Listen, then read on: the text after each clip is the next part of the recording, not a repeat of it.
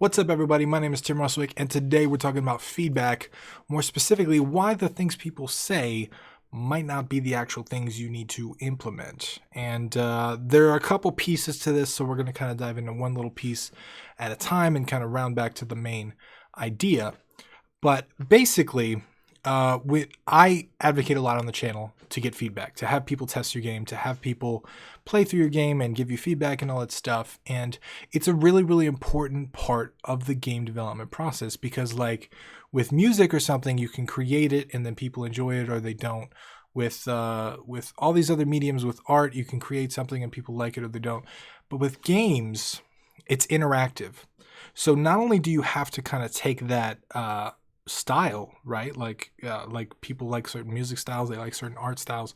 You have to put all that together into an interactive experience. So the user has to be able to navigate through the experience, and sometimes there are UX or user experience issues that will prevent a player from playing through the game or frustrate a player or make a player angry or make a player quit or a series of things. So just to get people through the game, you got to play test it, and that's not even including like actual technical bugs or problems with the game or software or whatever. And you gotta be aware of all that stuff, right? So playtesting is super, super important. But one of the mistakes that I see a lot, and I used to do this, that's why I bring it up, is they'll send their game to a tester. Tester will give them feedback. Hey, I think the player's too slow, or I feel like the player's too fast, or whatever it is. And then the actual game developer will go back and they will change the speed of the player to match the exact speed that the tester wants. This is bad for a couple reasons, but let's just kind of go through to kind of explain my point of view. So first off, one, when it comes to mechanics and speed specifically, anything like that, usually you're not getting feedback on the game, you're getting feedback on that person's preference.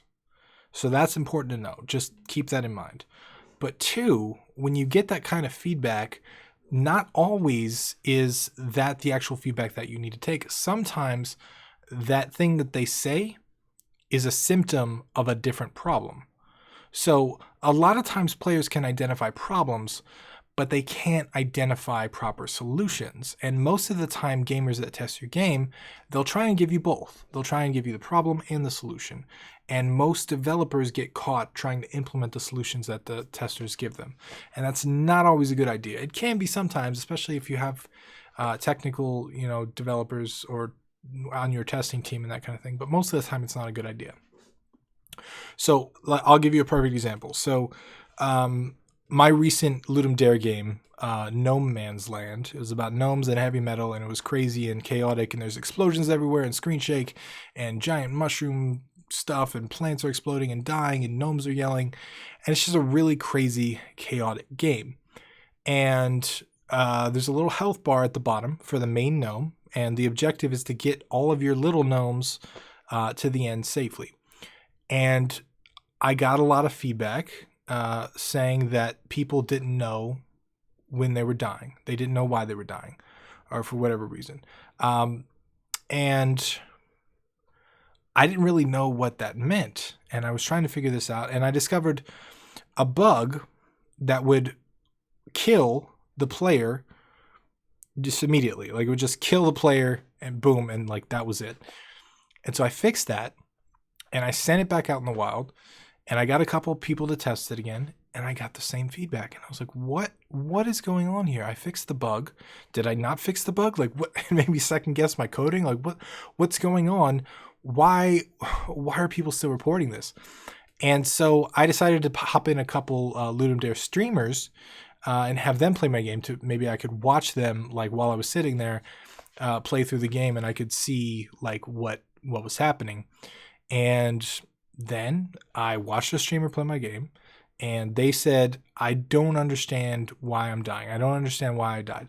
But this time, I saw it on screen, and there was no bug.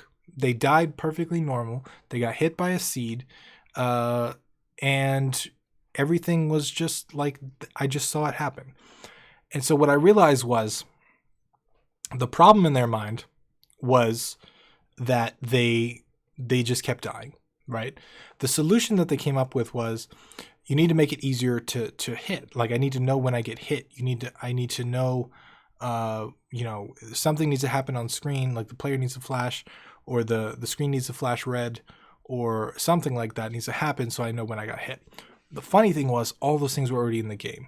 They just weren't they weren't turned up enough. They weren't over exaggerated enough to actually show off the player. But more importantly, I realized that a lot of people that were playing the game were not even noticing the health bar. They weren't even noticing it. They weren't even seeing it. So we had people playing, they were getting hit, they were dying, and they didn't even notice that the health bar was going down, and they died. And so, because of the game, explosions and it's chaos and everything. And so I realized that like a lot of the feedback I was getting was a symptom of something different. It's not technically what they were saying. I had a different problem that I have to solve. People are not paying attention to health bar, or they don't understand the health system, or they don't understand the way that this game works, right? And this has happened really similarly on a lot of different games that I've developed. Something similar happened with Phylophobia. I got a lot of reports that the jumping was really, really frustrating. And one of the things that I noticed was that people were getting very frustrated on certain jumps that were really long, that were like the longest jumps in the game. And so they attributed it to the jumping as a whole, because they were having trouble with those sections, and those sections were early on in the game. Every issue that they had jumping, they just automatically attributed the same problem. So there are a lot of little issues that you'll run into like this, and they're not black and white. And sometimes players will think that they have the problem just flat out, and they'll provide you with a solution. But just taking their solution blindly, or just agreeing with them automatically that that's a problem, is not always the best. And this is what makes design hard. This is what makes game design really, really difficult, because there's no right answer a lot of times. There's no correct way for you to say, okay, this person's right, this person's wrong. There's no this, it's just a choice. It's just an opinion. It's just, you can take the majority rules if you have a bunch of people test it, you can have them vote on it. But like at the end of the day, you're going to have to make a decision one way or the other, which way you want to put your game. And I see people listen to feedback straight up, and it's just, I feel like it's not the most effective thing to do to your game. I recommend that you have people watch, or you have people play your game and you watch it.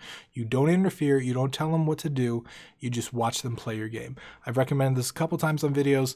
I recommend it when everybody asks me, what kind of feedback should I get, or who should I have do feedback for me.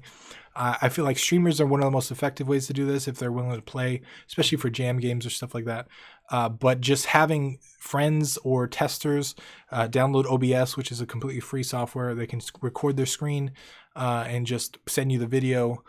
Better than that, having them record their face and the screen while they talk through their thoughts, I feel like is the ideal way to test. But just don't take feedback at face value, right? Just don't always assume that the player is correct. Put a little design wisdom in there, figure things out, ask what the core problem is. If people keep reporting a problem, ask why they're reporting that problem. Is there something else that's leading up to that? Is there another symptom? Is there a bug? Is something designed improperly? Really try and figure out what the core of the problem is. And I feel like that is the most effective way that I've found to actually get anywhere with feedback, because feedback is difficult, right?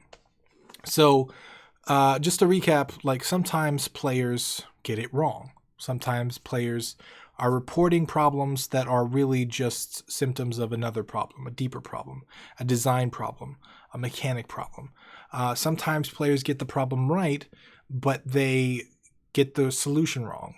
Very rarely do gamers actually suggest good solutions. A lot of times the solutions are chaotic and crazy. Not saying they don't. Some gamers are great at solutions. They can offer you stuff and you can learn it and all that stuff. But just for the most part, I've found that generally watching someone play is probably the best way to do that. So that's all I got for you. I hope you found it useful. If you liked this video, please leave me a thumbs up and a comment down below. Let me know if you have any tips for people getting feedback on their game. I would love to start a dialogue and a discussion down below on how to actually get feedback for games. But once again, my name is Tim Roswick, and I'll see you again tomorrow.